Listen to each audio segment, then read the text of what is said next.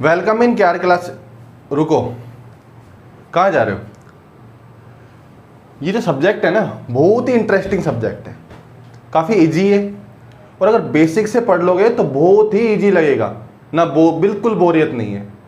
वो जो 10th में अभी पास होके आए हैं बिना पेपर देके, तो बेस बढ़ा लीजिए अपना, नहीं तो बाद में दिक्कत आनी है। और राजस्थान में खासकर स्कूलों के अंदर लैब नहीं होती है, फाइल तो बन जाती है अपने आप। और आज का टॉपिक जो है वो अच्छा टॉपिक है, एरर यानी त्रुटि के बारे में।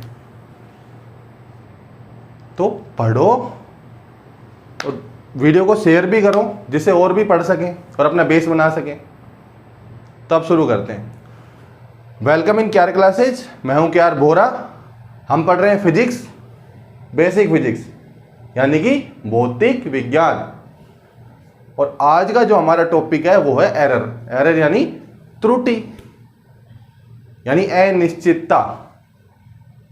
और ज़्यादातर इसका यूज होता है लेबोरेटरी यानी लैब के अंदर, प्रयोगशाला के अंदर। जब भी हम कोई एक्सपेरिमेंट परफॉर्म करते हैं तो उसका जो रिजल्ट निकल के आता है यानी परिणाम निकल के आता है, वो परिणाम जो एक्चुअल वैल्यू होती है उस एक्सपेरिमेंट की, उससे कुछ डिफरेंट ही आता होगा अगर क्या हो तो उन दोनों में वहां एरर की जरूरत पड़ती है कि आपने जो एक्सपेरिमेंट करके रिजल्ट निकाला है वो रियल वैल्यू से एरर कितना है उसमें।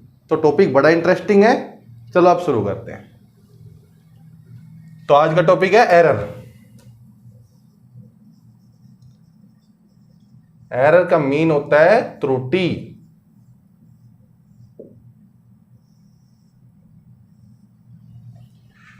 और इससे एक दो लेक्चर पहले मैंने दो वर्ड के बारे में बताया था आपको, वो थे एक्यूरेसी और प्रिसाइज, प्रिसिशन यानी यथार्थता और परिशुद्धता। वहां पर मैंने थोड़ी मिस्टेक हो गई थी, एक्यूरेसी को परिशुद्धता बोल दिया था हिंदी में, बाकी कंसेप्ट बिल्कुल सही था। हिंदी में परिशुद्धता इसको लिख दिया था, यथार्थ है इसको, बट एक्यूरेसी होती है यथार्थता, प्रिसाइज होता है परिशुद्धता। कंसेप्ट मैंने आपको बताया था। और बहुत ही धीरे धीरे चलेंगे, हर एक चीज का मतलब पता लगेगा कि क्या होता है, एक्चुअल यूज क्या है। तो देखो, एक्यूरेसी का मतलब मैंने बताया था क्लोज मतलब नजदीक, टू ट्रू वैल्यू।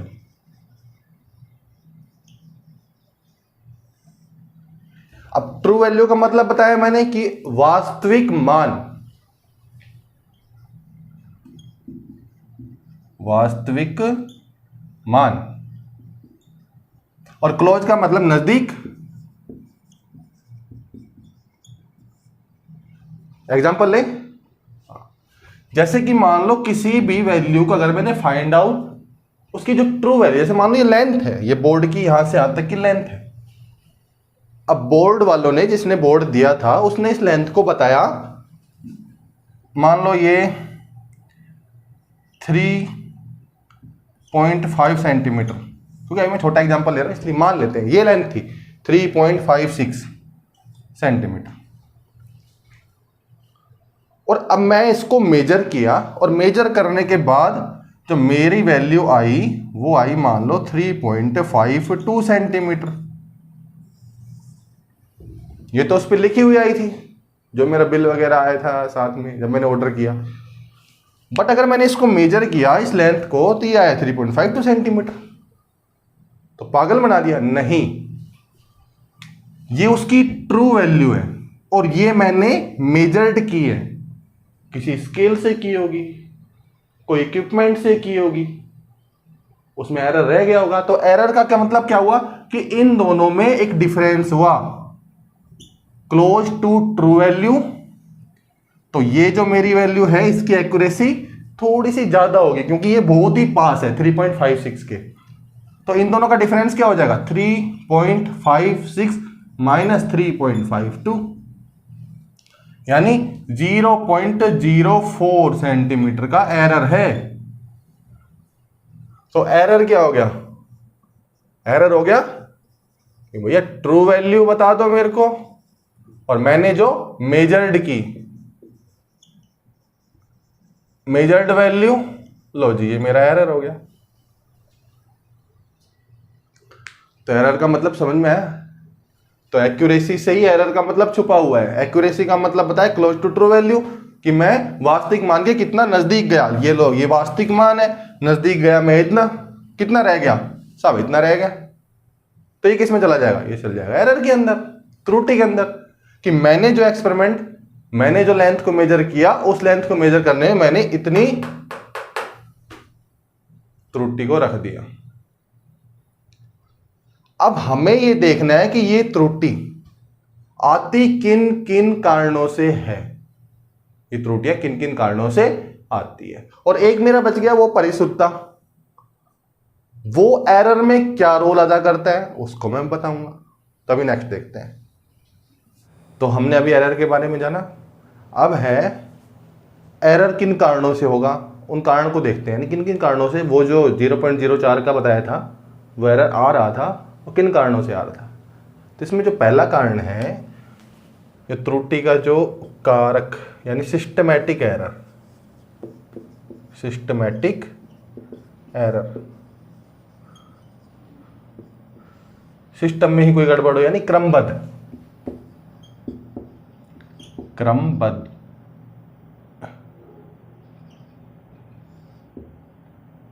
त्रुटि।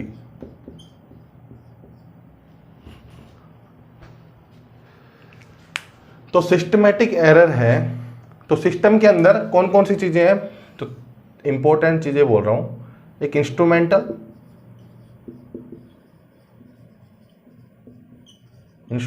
एरर, इंस्ट्रूमेंटल एरर का मतलब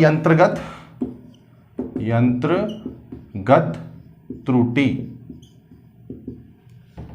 यानी कि जो एक्सपेरिमेंट परफॉर्म करने के लिए मैं जो इक्विपमेंट यूज ले रहा हूं, उस इक्विपमेंट में ही कुछ गड़बड़ हो। यानी जैसे कोई स्केल है, जैसे मीटर स्केल है, तो मीटर स्केल के अंदर 10 mm का डिवीजन है, वो 1 सेंटीमीटर होता है। क्या पता उसमें 9 mm हो, उनके mm अलग अलग, पहला 1 mm है, दूसरा 1 mm ना हो, थोड़ा बड़ा हो थोड़ा छोटा हो। तो सिस्टमैटिक एरर का इंस्ट्रूमेंटल एरर, मतलब कोई भी इंस्ट्रूमेंट में अगर एरर हो तो वो इंस्ट्रूमेंटल एरर कहलाएगा। अब जैसे इंस्ट्रूमेंटल एरर में बताता हूं कौन कौन से एरर। इम्परफेक्ट डिजाइन, यानी जो इंस्ट्रूमेंट है, जो इक्विपमेंट है, उसके डिजाइन में ही कोई दिक्कत हो। जैसे मैं मान रहा हूं ये मेरा मीटर स्केल है, लो इस मीटर स्केल में ये मेरा 0, अब ये जो 1 है ये 1, अब 1 2 3 4 ये मेरा 5, 1 2 और 3। बोल तो इसको रखा है 1 सेंटीमीटर, इसको बोल रखा है 1 0, और इन दोनों के बीच का डिवीजन कितना हो जाएगा? 1 सेंटीमीटर इक्वल टू 10 mm। भाई होना तो यही चाहिए, बट इंस्ट्रूमेंट यानी इक्विपमेंट में गड़बड़ है। क्या गड़बड़ है? कि इसके अंदर 9 डिवीजन है, और 9 डिवीजन मिलके बनाएंगे 9 mm, मतलब 1 mm का एरर है, 1 mm का एरर है। अब मान लो मैंने इससे एक लेंथ को मेजर किया, वो आ गई 5.6 सेंटीमीटर। आप में से किसी ने मेजर किया, वो आ गई जैसे 5.6 सेंटीमीटर, क्योंकि यहां पर तो एरर आने का बहुत कम चांस होता है। बट जब मैं बात करता हूं कि इसमें एरर किस वजह से, तो यहां पर 1 mm पहले से ही गायब है, इसका मतलब इंस्ट्रूमेंट में पहले से ही 1 mm कम है। तो हमारी रीडिंग 5.6, जो एक्चुअल लेंथ है वो कितनी है? 5.5 सेंटीमीटर है, नहीं 5.7 सेंटीमीटर है। और 1 mm कहां चला गया? 1 mm चला गया यहाँ, क्योंकि यहां पर दिखाए गए मुझे 9 डिवीजन, तो मैंने 9 डिवीजन के हिसाब से 5.6 सेंटीमीटर रीडिंग ली, और जबकि एक्चुअल रीडिंग कितनी है? 5.7 सेंटीमीटर। तो आ गया ना 1 mm का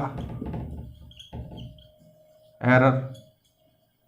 और ये एरर की एक खास बात और है कि इसको कोई भी परफॉर्म करे आके इससे तो इतना एरर तो रहेगा। इसका मतलब ये एरर तो कांस्टेंट एरर हो गया, इसको कांस्टेंट एरर भी बोल सकता हूं। कांस्टेंट एरर का मतलब आना ही आना है, फिक्स हो गया ये।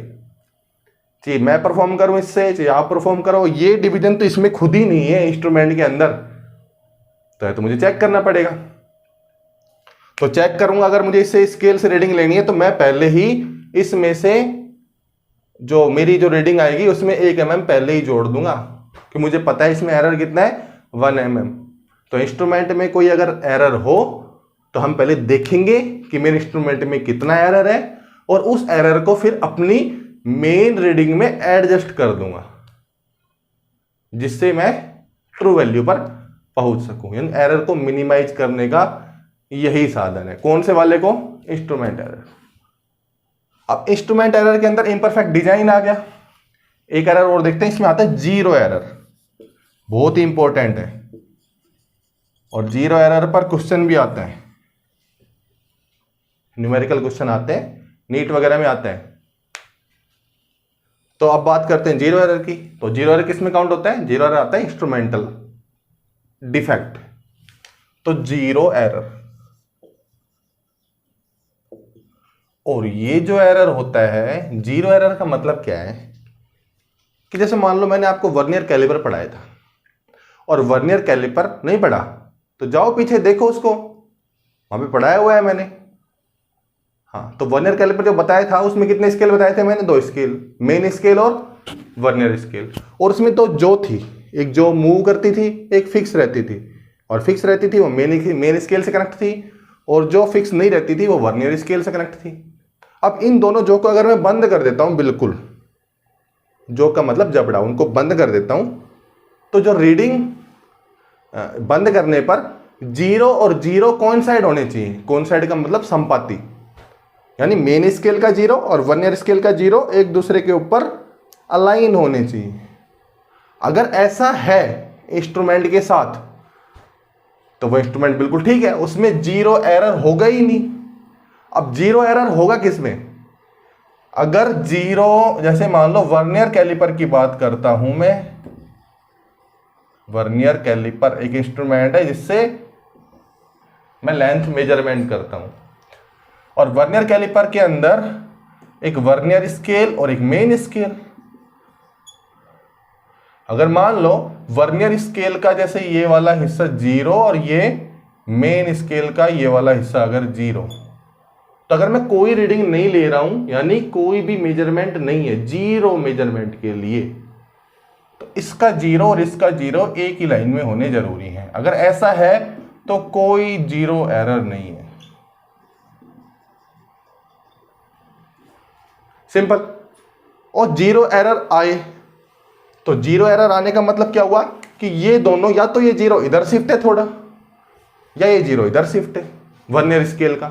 जैसे मान लो कि मैं बात करता हूं, ये मेरा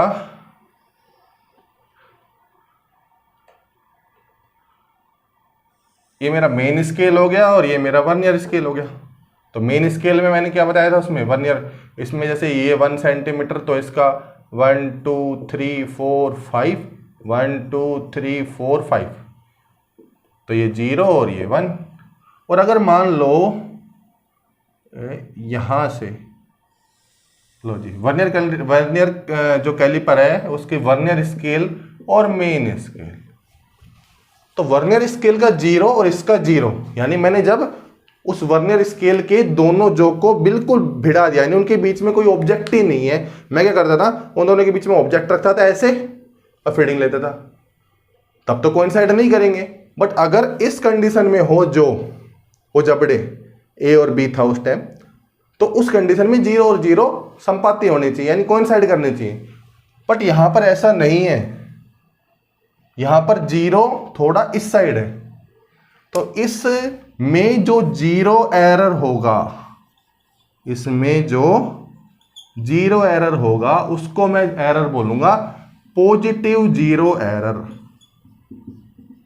पॉजिटिव 0 एरर। समझ में आ रहा है ना? सिंपल है कि अगर जीरो इधर इधर शिफ्ट करता है तो इसको मतलब पॉजिटिव जीरो एरर।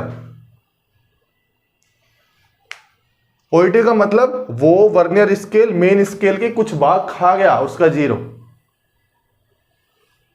अगर मुझे इस पॉजिटिव जीरो एरर को निकालना है तो कैसे निकालूं? तो देखो उसके लिए कि मान लो ये यहां पर था, इसका मतलब कि ये जो डिस्टेंस है, ये वाली डिस्टेंस यही है जीरो एरर, क्योंकि ये डिस्टेंस दिक्कत कर रही है, क्योंकि ये डिस्टेंस अब ऐड हो जाएगी अगर मैं रीडिंग लूंगा तो इस डिस्टेंस को निकाल लेते हैं। और मैंने क्या बताया, मेन स्केल और वर्नियर स्केल के बीच में अगर मुझे डिस्टेंस मेजर करनी हो तो मैं इसके बाद सीधा ऐसा भाग देखता हूं, जैसे मान लो ये 1 2 और यहां पे जाके ये लो, इसका मतलब कि ये मैच कर गया, वर्नियर स्केल और मेन स्केल मैच कर गया।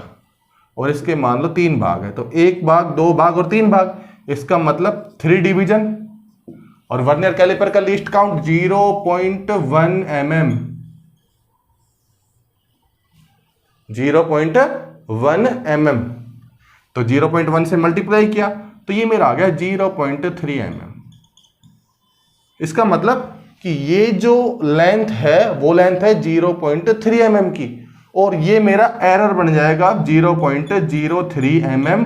मेरा पॉजिटिव एरर है इस वर्नियर कैलिपर के अंदर। तो जीरो एरर समझ में आया ना? पॉजिटिव जीरो एरर, सिंपल, ये मेरा पॉजिटिव जीरो एरर है। अगर यही कंडीशन किसके साथ हो कि ये मेरा जीरो यहां ना होकर मेरा जीरो अगर यहां हो, ये रहा, उतना ही जीरो इस साइड हो और मेन स्केल का जीरो यहां से स्टार्ट हो, तो उस केस में ये जो रीडिंग है ये एरर में आएगी। और ये एरर कौन सा होगा? Negative, negative zero error. इनका तो हिंदी पता ना, पॉजिटिव मतलब प्लस और ये माइनस। और ये जो एरर होगा मेरा होगा नेगेटिव में, तो नेगेटिव एरर कितना है? 0.03। अगर मान लो ये 3 डिवीजन कवर कर रहा है, इतना सेम का सेम, तो कुछ अलग भी हो सकता है, मैं तो एग्जांपल के लिए ले लिया ये। तो ये नेगेटिव जीरो एरर, ये मेरा पॉजिटिव जीरो एरर। अब ये एरर विद्यमान है, मतलब एग्जिस्ट कर रहे हैं इस वर्नियर कैलिपर में। तो अगर मैं उस वर्नियर कैलिपर का ही यूज करके रीडिंग को लूंगा, यानी मेजरमेंट करूंगा, मापन करूंगा, तो इनको एडजस्ट तो करना पड़ेगा मेरे को। और एडजस्ट कैसे करूंगा? अगर मान लो अब मैं इससे रीडिंग लेता हूं और रीडिंग लेने पर मेरी रीडिंग आई 3.46 mm, पर ये तो गलत है। क्यों गलत है? क्योंकि इस वर्नियर कैलिपर में एरर है। अगर मान लो वो एरर पॉजिटिव जीरो एरर हुआ तो मुझे इस एरर को इसमें से निकालना पड़ेगा। तो 0.03 mm में निकालूंगा तो मेरी रीडिंग आएगी 3.43 mm। लो जी, ये है एक्चुअल। तो इसमें एरर को मिनिमाइज करना है, तो पॉजिटिव अगर जीरो एरर अगर है किसी के अंदर तो घटा दो, सिंपल। और अगर मैं बात करता हूं नेगेटिव जीरो एरर की, तो अगर इसी के अंदर 3.46 mm अगर मैंने रीडिंग ली, इससे घटिया, मतलब घटिया तो नहीं बोलूंगा, डिफेक्टेड वर्नियर कैलिपर से, तो ये तो गलत है मेरी।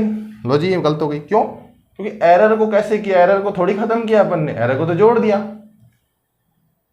एरर है इसके साथ। अब इसमें जो एरर होगा तो इस वैल्यू में से मैं इस नेगेटिव एरर को घटा दूंगा, तो ये मेरा हो जाएगा, ये प्लस बन जाएगा, तो ये मेरा बनेगा 3.49 mm। तो नेगेटिव एरर जुड़ जाएगा और पॉजिटिव एरर घट जाएगा। अभी मैं ऐसे नहीं बोल रहा हूं घट जाएगा बढ़ जाएगा, रियल में ऐसा होगा। कैसे? एक और लेते हैं, चलो इसको समझाता हूं घटता बढ़ता कैसे। छोटा सा एग्जांपल लूंगा, मीटर स्केल ले लो। चलो, मीटर स्केल सबके पास होते हैं। अब मीटर स्केल में अगर मान लो आप रीडिंग 0 से स्टार्ट ना करके 1 से रीडिंग स्टार्ट करते हो, और अगर 5 सेंटीमीटर की कोई लेंथ हुई तो आपको कितनी दिखाएगा वो मीटर स्केल? 6 mm दिखाएगा। क्यों? क्योंकि आपने, जैसे ये मीटर स्केल है और मीटर स्केल में ये मेरा 1 mm और 1 2 3 4 5, मैं दोबारा बना देता हूँ डायग्राम, फिर अच्छा समझ में आएगा। जैसे मीटर स्केल लिया मैंने, तो मैंने जैसे मान लो ये मेरा मीटर स्केल है, और इस मीटर स्केल के अंदर ये मेरा 0 है, यहाँ से 0 है, और ये 1 सेंटीमीटर, 2 3 4 5 6 7 7, तो ये 2 सेंटीमीटर, 3 सेंटीमीटर, 4 5 6 7, और मुझे अब मैं लेंथ मेजर करना चाहता हूँ। जैसे मैं मान लो ये फुटा यहाँ से टूटा हुआ है, 0 है ही नहीं, तब मुझे पता लग गया कि भैया मैं यहाँ से स्टार्ट करता हूँ रीडिंग लेना, और मान लो किसी लेंथ की रीडिंग यहाँ तक है, यहाँ तक है, तो अब जो मैं लूँगा वैसे आएगी कैसे, अगर मैं 6 सेंटीमीटर आएगी, क्योंकि 6 तक जा रहा है वो। ये तो एग्जांपल आपको पता होगा, दिख रहा है अभी कि एरर है, बट इसमें से मुझे अब मान लो ये यहाँ से स्टार्ट करना था और स्टार्ट यहाँ से हुआ, तो हमने 1 mm छोड़ दिया ना पीछे, तो 1 mm छोड़ दिया, तो 1 mm छोड़ने का मतलब क्या, वो पॉजिटिव में चला गया, पॉजिटिव मतलब पीछे चला गया, तो उसको निकालना भी तो जरूरी है ना। तो 6 mm मेरी रीडिंग आई और उसमें से मैंने 1 mm निकाल दिया, ये एरर था, तो लो जी 5 सेंटीमीटर आ गया। तो यही तो किया है मैंने पीछे वाले में, तो घट गया, पॉजिटिव एरर मेरा घट गया। और मान लो अगर मैं अंदाजे से काम करता हूं, ये मेरा बिल्कुल ठीक है 0, और मैं पहले 1 सेंटीमीटर लेंथ का छोड़ देता हूं, मान लो ये छोड़ दिया 1 सेंटीमीटर, यहां से मेजर किया, तो अब कितनी आई मेरी 5 सेंटीमीटर, बट इसको तो ऐड करूंगा ना, लेंथ में वो भी है, प्लस का 1 सेंटीमीटर, तो ये आ गया 6 सेंटीमीटर। तो मैंने क्या बताया, पॉजिटिव एरर होगा वो घटेगा, निकल जाएगा उसमें से, और जो नेगेटिव एरर होगा वो जुड़ जाएगा उसके अंदर, तो मेरी एक्चुअल रीडिंग आ जाए।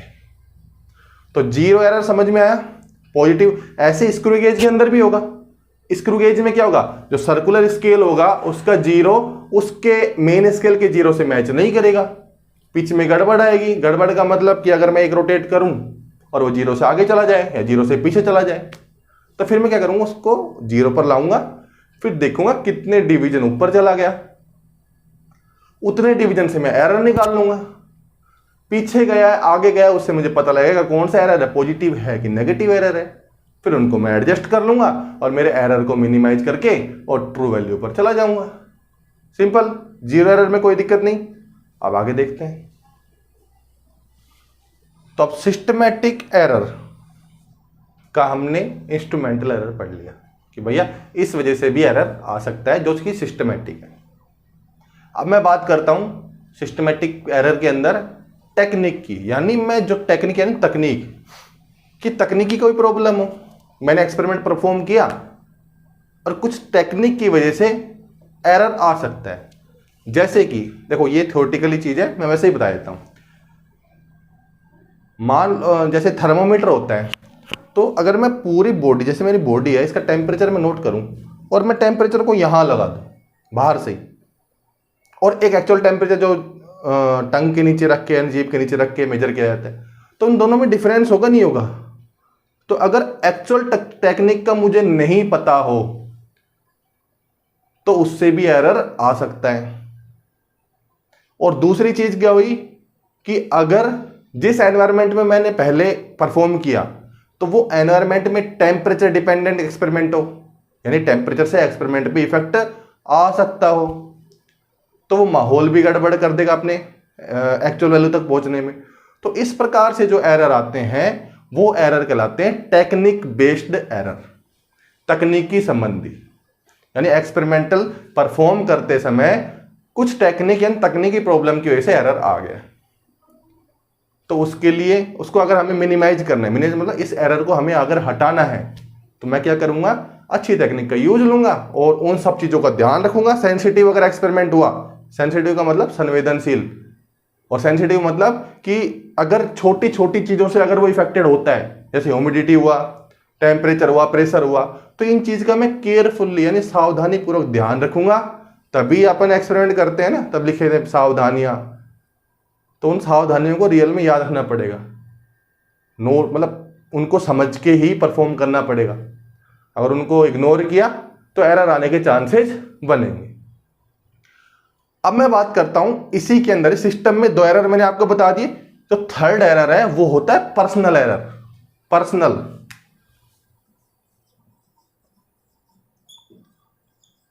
पर्सनल एरर मतलब ये बड़ा, इस पे बायसिंग आती है। पर्सनल का मतलब हुआ कि व्यक्तिगत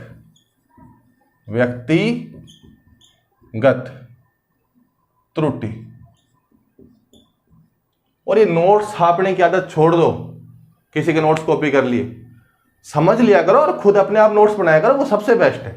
लैंग्वेजली कहीं से आया टीप के लिख दिया, ऐसा होता है। जहां मैं रहता हूं वहां होता है, ऐसा ही होता है। लोग फोटोकॉपी चलती रहती है। तो उन सब चीजों से बचें और समझने पे ध्यान दें। जैसे पर्सनल एरर, यंत्र व्यक्तिगत त्रुटि, इसको समझते हैं। व्यक्तिगत त्रुटि का मतलब है कि जैसे मैं हूं, मैंने एक्सपेरिमेंट परफॉर्म किया और मैं बायस हो गया।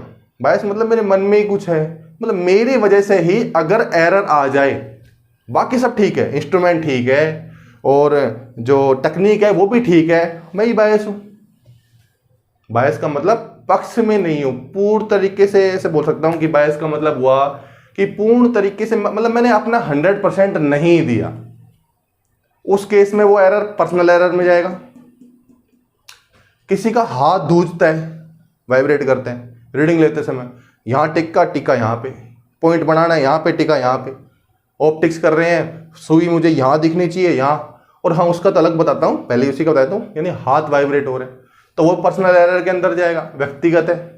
तो व्यक्तिगत कारण से यानी ऑब्जर्वर की खुद की गलती से अगर कोई आए, ऑब्जर्वर मतलब जो भी परफॉर्म कर रहा है, तो वो आता है व्यक्तिगत त्रुटि के अंदर। और एक मैंने आपको पढ़ाया था लंबन यानी पैरालैक्स।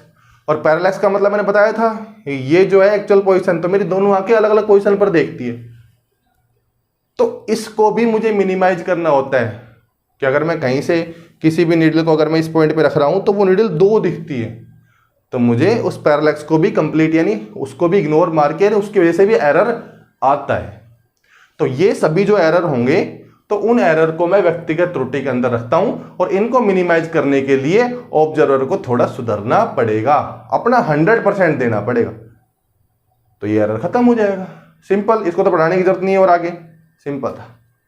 अब मैं बात करता हूं रैंडम एरर। ये तो था सिस्टमैटिक एरर, मतलब इनको तो मैं मिनिमाइज कर सकता हूं अच्छा टेक्निक लेके, यानी सिस्टमैटिक एरर को, अच्छा इंस्ट्रूमेंट हो मेरे पास, मैं सब कुछ चेक कर लूंगा।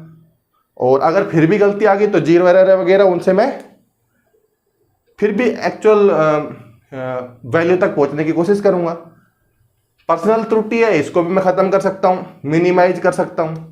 अब बात करते हैं रैंडम एरर की, यानी यादृच्छिक त्रुटि।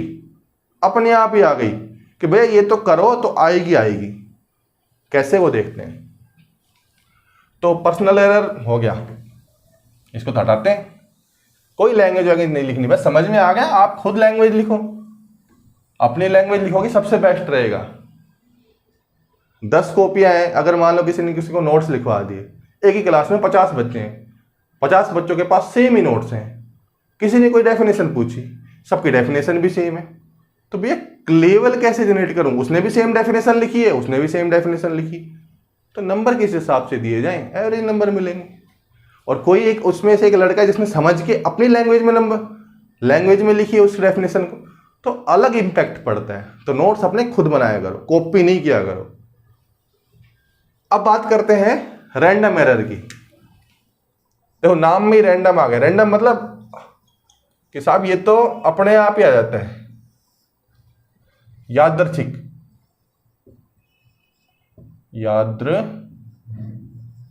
त्रुटि।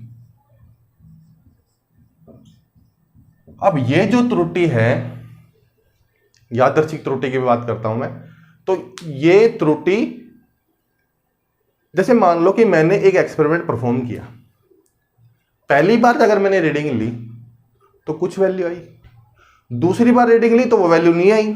जैसे कि फर्स्ट बार मैंने किसी एक्सपेरिमेंट परफॉर्म किया और वैल्यू आई 5.34, दूसरी बार परफॉर्म किया 5.62, तीसरी बार 5.43, 5.33। तो ऐसे ही बार बार एक्सपेरिमेंट कर रहा हूं तो बार बार कुछ ना कुछ अलग अलग वैल्यू आ रही है।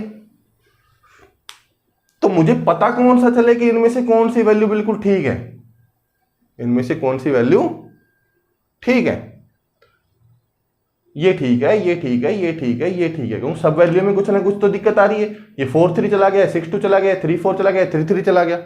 तो ऐसे एरर को मैं बोलता हूं रैंडम एरर, यानी यादृच्छिक त्रुटि।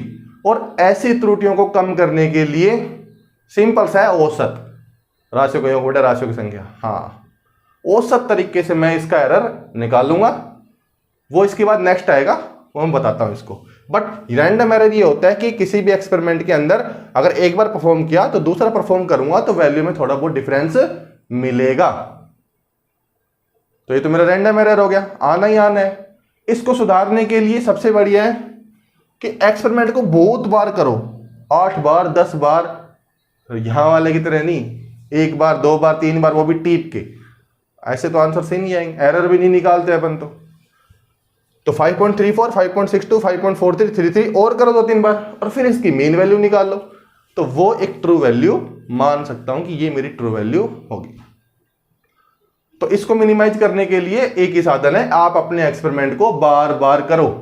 यानी एक एक्सपेरिमेंट करना है तो उस एक्सपेरिमेंट को 8 रीडिंग ले लो, 10 रीडिंग ले लो, 3 चल जाता है 3 रीडिंग से, बट ज्यादा लोगे तो और अच्छा रहता है। और औसत कैसे निकालते हैं, वही जैसे 8 बार रीडिंग ली, 8 बार जोड़ के 8 का भाग दे दो, आ गए औसत मान। समझ रहे हो ना? तो यहां तक तो बात हो गई मेरी रैंडम एरर की, यानी यादृच्छिक त्रुटि, सिस्टमैटिक एरर हो गया जिसे मैंने 0 एरर बता दिया आपको। अब एक एरर आता है लीस्ट काउंट एरर। अच्छा है, क्या बोल रहा हूं, लीस्ट काउंट एरर।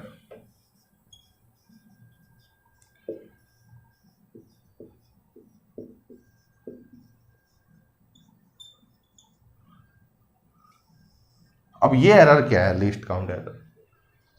तो लीस्ट काउंट का मतलब होता है अल्पतमांक, तो इसको मैं बोल दूंगा अल्पतमांक।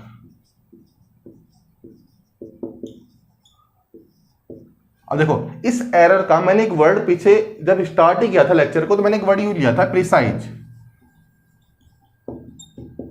यानी परिशुद्धता।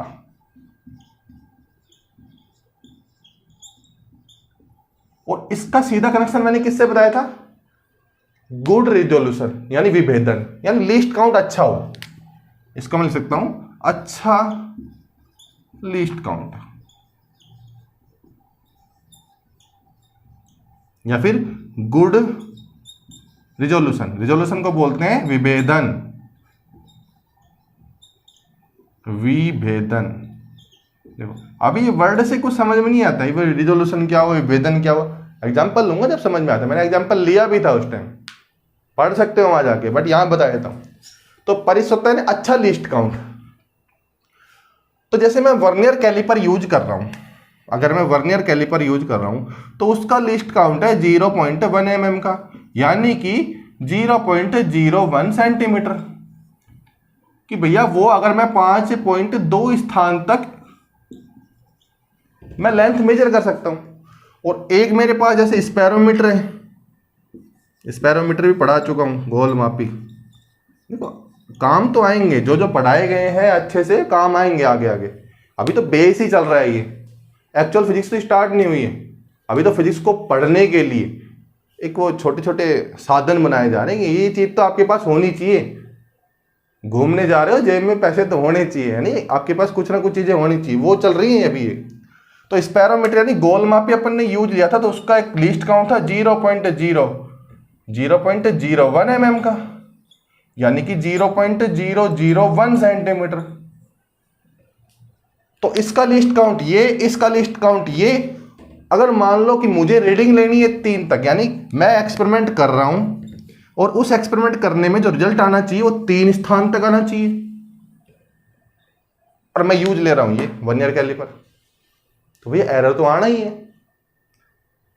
मैं यूज क्या ले रहा हूं, अगर इसको जैसे ये 3, 2, 1 और इसको मैं मेजर करने के लिए अपना यूज ले रहा हूं वर्नियर कैलिपर, जो कि 5.32 तक ही मेजर कर सकता है। तो इसमें तो एरर मिलना ही मिलना है। इसका मतलब कि मैंने गलत इक्विपमेंट यूज कर लिया, लिस्ट काउंट में एरर की वजह से ये एरर आ गया।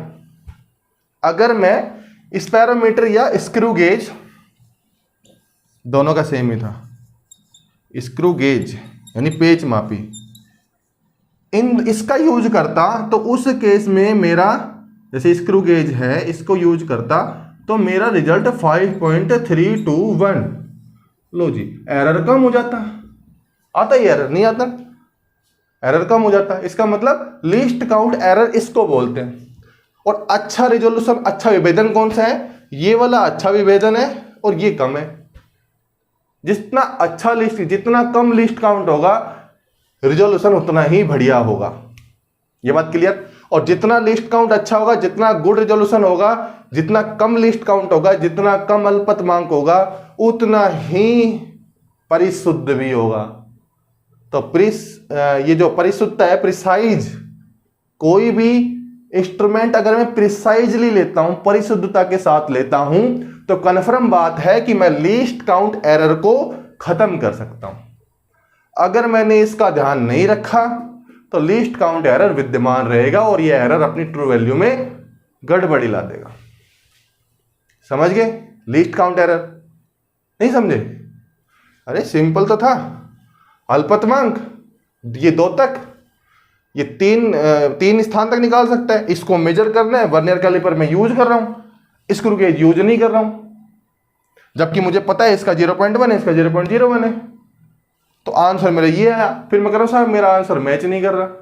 अरे भैया कैसे मैच करेगा? लीस्ट काउंट एरर तो लेके जा रहे हो आप साथ साथ, लीस्ट काउंट एरर तो लेके जा रहे हो साथ साथ। अब ये एरर ऐसा तो है नहीं, यहां एडजस्ट कर दो। इसके लिए तो आपको वापस से एक्सपेरिमेंट परफॉर्म करना ही पड़ेगा। तो शुरू में ही ध्यान दे लो, नहीं लास्ट में जाके एडजस्ट थोड़ी कर सकते हो। लास्ट में जाके एडजस्ट नहीं कर सकते। जैसे जीरो एरर में क्या फायदा था?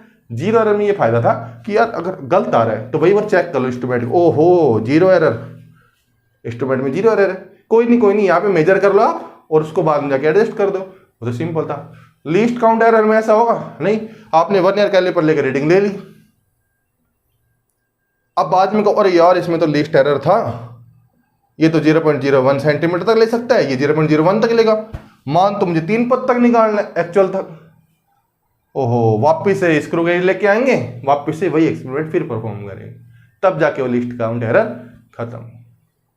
तो लिस्ट काउंट एरर समझ में आ गया? सिंपल। तो ये एरर की कैटेगरी अब खत्म हो चुकी है। अब जो मेन कैटेगरी आती है, मेन मतलब कैटेगरी देखते हैं कि जो अब रैंडम एरर देखा ना, बार बार एक्सपेरिमेंट करने। अब हम तो क्या करते हैं, जब भी एक्सपेरिमेंट करते हैं तो बार बार करेंगे उसको। तो हर बार जो एरर आता है रैंडम एरर में, उस एरर को बोलते हैं एब्सोल्यूट एरर। क्या बोलते हैं? एब्सोल्यूट एरर, निरपेक्ष त्रुटि। उसको कैसे निकाला जाए अभी देखें नेक्स्ट लेक्चर में, अभी देख लेते हैं।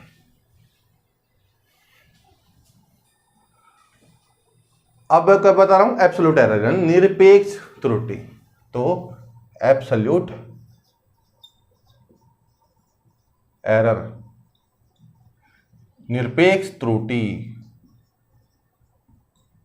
वर्ड तो कितने खतरनाक लगते हैं ना कि एब्सोल्यूट, पता नहीं क्या ही होगा। एक खास बात और, जो हमने सिस्टमैटिक एरर पढ़ा था, तो उस एरर की एक खास बात यह है कि वो एरर वन साइडेड होता है। पता है वन साइडेड का मतलब? वन साइडेड का मतलब ये होता है कि जैसे कोई, मैंने जीरो एरर की बात करता हूं, तो एक ही इंस्ट्रूमेंट में एक साथ पॉजिटिव एरर और नेगेटिव जीरो एरर दोनों एक साथ नहीं होंगे। या तो होगा तो नेगेटिव होगा, या होगा तो पॉजिटिव होगा, यानी वन साइडेड एरर होते हैं। बट जब इनकी बात करता हूं एब्सोल्यूट एरर, तो देखो सोच के देख लो आप। एब्सोल्यूट एरर का मतलब कि मैं एक्सपेरिमेंट को बार बार परफॉर्म कर रहा हूं। जैसे मान लो कि मैंने ये लेंथ को मेजर करना है और इस लेंथ को मेजर करने के लिए मैंने 5 बार इसको मेजर किया और 5 बार अलग अलग वैल्यू आई। 5 बार मेजर किया, 5 बार अलग अलग वैल्यू आई। अब हर एक वैल्यू, ट्रू वैल्यू से, जो हर एक वैल्यू है, इसकी एक ट्रू वैल्यू निकालने की कोशिश करूंगा, वो मेथड है अभी बताऊंगा, और उनके उससे मैं कंपेयर करके देखूंगा कि मेरी हर वैल्यू है कितना कितना एरर रख रही है। और वो एरर क्या हो सकता है, जैसे मान लो कि वैल्यू आई 3.46, जैसे देखते हैं सीधा, देखो जी कि पहला जो एक्सपेरिमेंट परफॉर्म किया मैंने, और एक्सपेरिमेंट परफॉर्म करने में मैंने 5 बार रीडिंग ली। कितनी बार? 5 बार। तो लो जी, फर्स्ट, सेकंड, थर्ड, फोर्थ और ये फिफ्थ है। अब 5 बार रीडिंग लेने पर तो 5 बार मान आए A1, A2, A3, A4, A5। आप कई पूछेंगे सभी 1, 2 नंबर क्यों डाल दिए? अरे भैया बोल रहे हैं ना, रैंडम एरर क्या होता है, अलग अलग हर बार एक्सपेरिमेंट करो, हर बार अलग अलग वैल्यू आती है। हाँ, काफी बार सेम आ जाती है, बट डिट्टो सेम तो कम चांस होते हैं। ये रहे A1, A2, A3, A4, A5, तो ये सब की सब वैल्यू अलग अलग है, बट आस पास है। ये नहीं है ये 3 है तो ये 10 है, इतना भी नहीं चलेगा। फिर वो एरर मुझे देखना पड़ेगा कहाँ कहाँ मैं गलती कर रहा हूँ, फिर वो पीछे वाले एरर आएंगे, सिस्टमेटिक एरर वगैरह। A1, A2, A3, A4, A5, अब इतनी सारी वैल्यू आ गई मेरी एक्सपेरिमेंट की, मतलब, और मुझे फाइंड आउट तो ए ही करना है, पर ए को फाइंड आउट करने में मैं 5 ए फाइंड आउट कर लिए, यानी 5 ए निकाल लिए।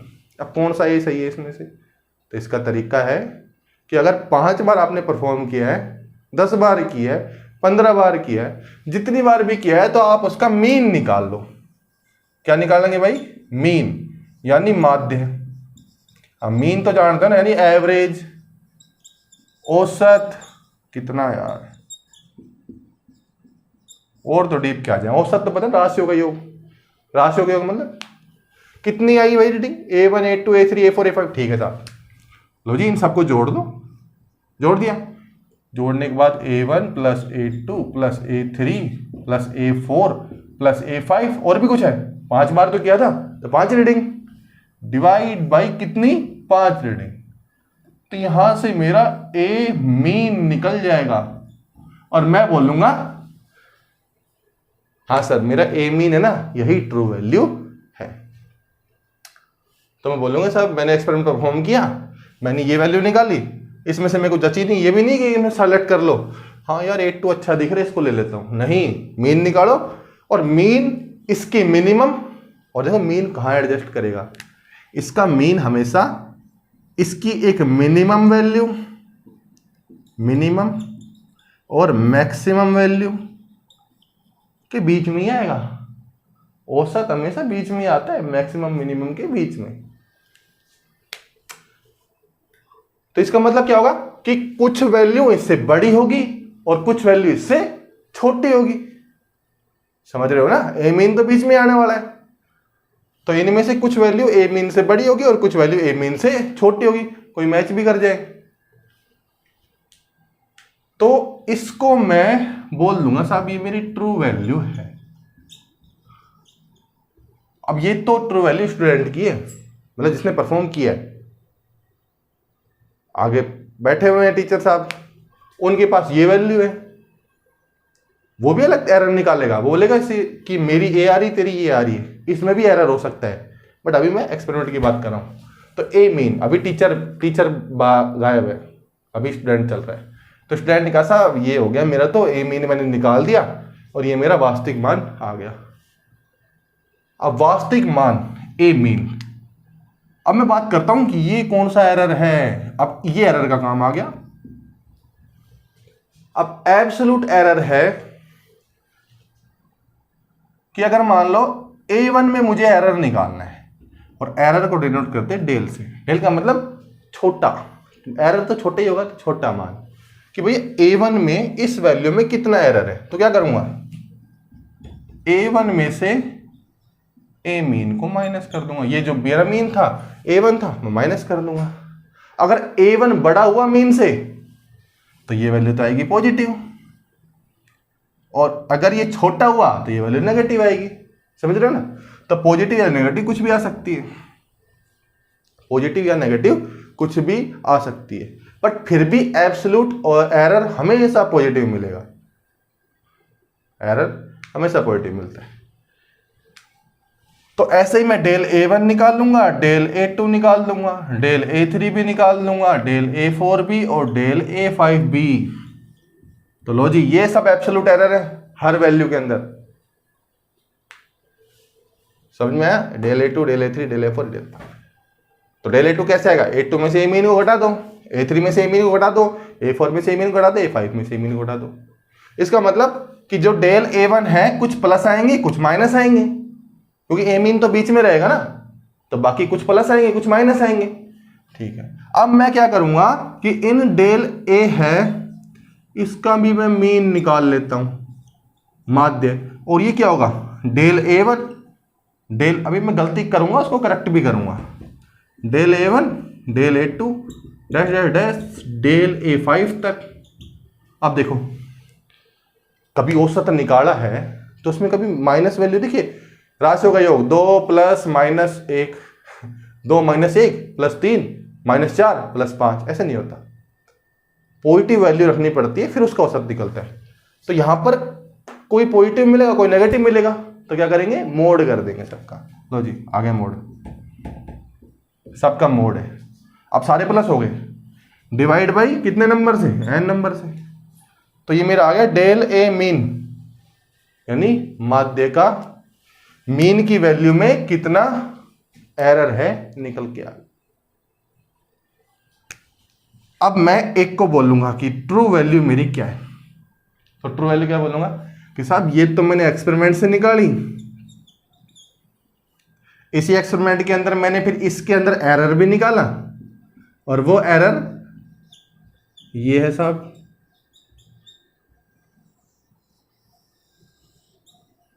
और ये ले जाके मैं टीचर के पास, लो सर मेरा रिजल्ट ये है।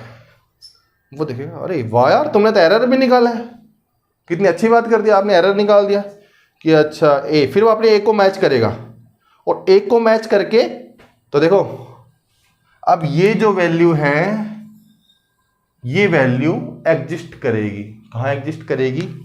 ए mean plus del A mean से लेके A mean minus del A mean तक। लो जी, एक अच्छा खासा रीजन बन गया। रीजन मतलब एरिया बन गया। उस एरिया के अंदर ये वैल्यू एग्जिस्ट करेगी। टीचर देखेगा ये मान, अच्छा जी इसमें एग्जिस्ट हो गया, ओ ठीक है आपका आंसर ठीक। अगर एरर बड़ा आ गया तो बोलेगा नहीं, आप एक्सपेरिमेंट वापस से जाओ और वापस से परफॉर्म करो। तो निरपेक्ष एरर निकालना आ गया, एब्सोल्यूट एरर आया नहीं आया। अब 2 एरर हो रहा है, फटाफट देख लेते हैं। हाँ जी, अब निरपेक्ष एरर निकाल दिया आपने, टीचर को दिखा दिया। अब टीचर ने बोला नहीं यार मेरे को तो निरपेक्ष के साथ एक आपेक्ष यानी सापेक्ष यानी रिलेटिव एरर और निकाल के लाओ, और साथ में ये भी बताओ मेरे को कि एरर का परसेंटेज कितना है, कि एरर जो आया वो कितना % एरर है। यानी 100% में अगर एरर का मतलब कितना होना चाहिए। जैसे मान लो कोई 100% है, अब किसी में 100% एरर आ गया, इसका मतलब क्या हुआ? कति गलत। और किसी का आया 10% एरर, इसका मतलब। और दो एग्जांपल लेता हूं। एक टीचर के पास गया फटाफट लेके, सर ये मेरा एरर है परसेंटेज में, तो अब क्या करेगा? वो रीडिंग दिखेगा ही नहीं, भाई एरर दिखाओ परसेंटेज में, सर 2% एरर, वाह यार। और एक आया 5% लेके एरर, तो उसमें से किसने अच्छा किया? 2% वाले एरर ने अच्छा काम किया, 5% वाले ने एरर को मिनिमाइज नहीं किया। इसलिए एरर निकालना बहुत जरूरी है। अगर एरर आपका कम पाया जाता है, इसका मतलब एक्सपेरिमेंट आपका क्लोज है। तो मैंने कौन सा बताया एब्सोल्यूट के साथ? Relative error. रिलेटिव एरर देखो, रिलेटिव यानी संबंध, सापेक्ष, आपेक्षिक, आपेक्षिक वर्ड में ही छुपा हुआ है, आपेक्षिक त्रुटि। तो रिलेटिव एरर का मतलब मान लो कोई ए वैल्यू निकाली अपन ने, इस ए में इतना मेरा एरर आ गया, निरपेक्ष एरर, और उस निरपेक्ष एरर में उस वैल्यू को मैंने रिलेट कर दिया, जैसे मान मेरा आया 2.3, और इस 2.3 से मैंने माध्य निकाल के, मीन निकाल के, और मैं निरपेक्ष एरर यानी एब्सोल्यूट एरर निकाल लिया, और उनका मैंने संबंध, भाग एक संबंधी दिखाता है। कैसे? 1/2 आधा है, वो उसका आधा है, यानी इसका 1/2। तो भाग जहां यूज लेते हैं वो कंपेयर करने के लिए लेते हैं। तो यहां तो कंपेयर ही किया जा रहा है, भाग का मतलब है कंपेयर करना, कि एरर को उसकी मेन वैल्यू से कंपेयर किया जा रहा है। तो इसको मैं बोलूंगा आपेक्षिक त्रुटि, यानी रिलेटिव एरर। अब बात करते हैं कि उसको परसेंटेज में चाहिए, तो लो जी परसेंटेज में भी निकाल देंगे, सिंपल सा। ये जो रिलेटिव एरर था इसको 100 से मल्टीप्लाई कर दो, तो ये एरर जो होगा वो हो जाएगा परसेंटेज एरर। ये तो सिंपल सा पॉइंट था। तो आपको निरपेक्ष एरर निकालना आता है, रिलेटिव एरर आराम से निकल सकता है, परसेंटेज एरर भी निकल सकता है। तो यहां पर एरर किस हिसाब से कैसे कैसे आ सकता है, मिनिमाइज कैसे कर सकता हूं, कौन कौन से होते हैं, कैलकुलेट कैसे करते हैं। थोड़ी बहुत कैलकुलेशन रह गई है एरर के बारे में, जोड़ घटा वगैरह, मतलब हम फॉर्मूला, क्योंकि हम एक्सपेरिमेंट करेंगे तो एक्सपेरिमेंट करने में एक गणना करनी पड़ती है, और गणना में हम फॉर्मूला यूज लेते हैं। जैसे ओम का नियम यूज किया, तो ओम का नियम क्या होता है? V = RI। वोल्टेज निकालना है, आई निकालना है, करंट निकालना है, रेजिस्टेंस यानी प्रतिरोध है, तो वहां पर एक फॉर्मूला यूज लिया नहीं लिया, V = RI। अब मैं बोल लूं कि आपका रेजिस्टेंस जो आप निकाल के लाओ इसमें परसेंटेज एरर निकाल के लाओ, यानी इसका एरर निकाल के लाओ, तो उस टाइम तो मुझे देखना पड़ेगा कि इसका फॉर्मूला क्या है, और फॉर्मूले में जोड़ हो रहा है, घटा हो रहा है, भाग हो रहा है, गुणा हो रहा है। 4 चीजों से तो फॉर्मूले बनते हैं ना, जोड़ घटा गुणा भाग, और कोई चीज है नहीं है। तो कॉम्बिनेशन, किस कॉम्बिनेशन में कैसा एरर हो वो हम नेक्स्ट लेक्चर में देखेंगे। बाकी अगर आपको चैनल अच्छा लग रहा है, अच्छा ही है, पढ़ना है बस सिर्फ आपको, और सिर्फ एक सब्सक्राइबर, मतलब सब्सक्राइब में पढ़ा रहा हूं मैं फ्री ऑफ कॉस्ट।